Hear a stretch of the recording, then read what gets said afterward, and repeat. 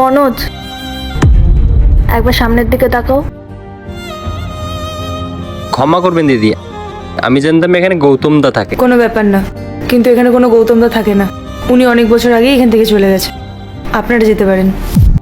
বেগম কে এসেছে? ওই কিছু হিন্দু ভাই বোনেরা এসেছে দুর্গাপুজোর চাঁদা নিতে। আমি ওদেরকে যাওয়ার জন্য বলে দিয়েছি। ভিতরে আসেন দাদা। তুমি যাও, গিয়ে জল নিয়ে আসো।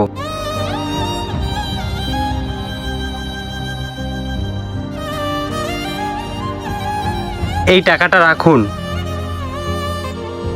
এটা আমাদের তরফ থেকে আপনাদের উৎসবের জন্য সামান্য কিছু উপহার।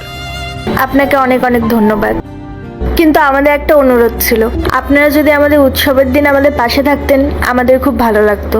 হ্যাঁ, আমরা অবশ্যই যাব।